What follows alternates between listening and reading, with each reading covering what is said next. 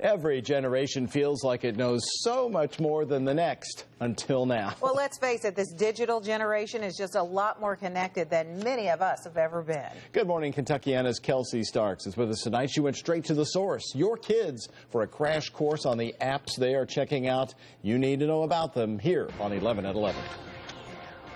Parents all the same, no matter time, no place. It wasn't that long ago when we said it about our parents. There's no need to argue. Parents just don't understand. And now our kids are saying it about us, but this time a lot of us agree. I always tell parents, if you remember Atari, and you thought that was really cool, you're the immigrant. You weren't born with this. Apps are how this digital generation communicates. Meanwhile, their parents are getting schooled.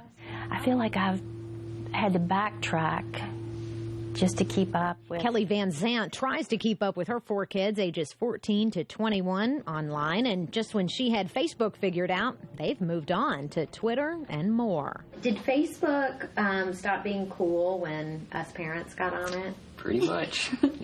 Yeah. A lot of kids just kind of like having their own kind of thing, and when parents kind of invade that, they're just like, oh, time to move on. You got to think of it as like standing in when you were a kid or a teenager and you would pull the phone into the closet and you were having this private conversation with this person, and I said, just imagine you're standing in the closet with them. That's how it felt to them. Oh, we will try, but first you got to know what it is. You can just send pictures to your friends and then they're gone after like 10 seconds, so a lot of kids don't really worry about what they send. This message will self-destruct. And now even we can figure out there's a way around that. But anybody who has a smartphone can screenshot it. There is a setting in Snapchat where you will be notified if you've activated that. You would know.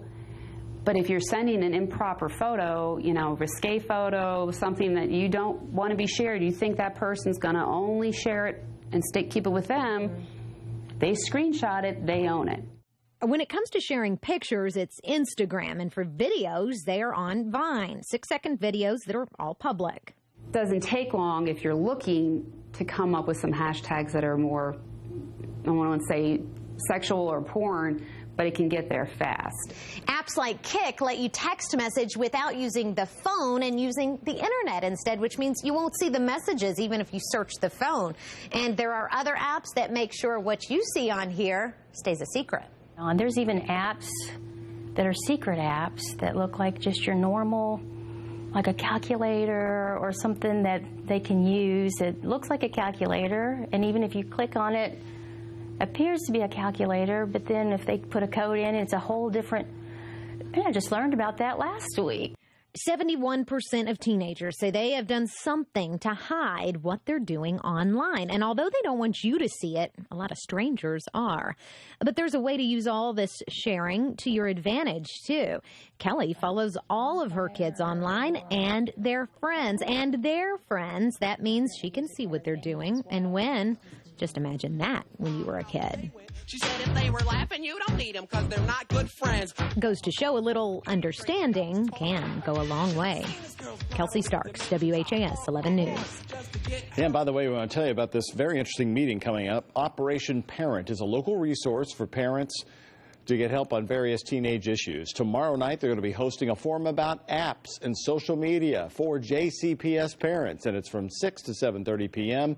at the Van Hoos Education Building's Stewart Auditorium. That's the school headquarters.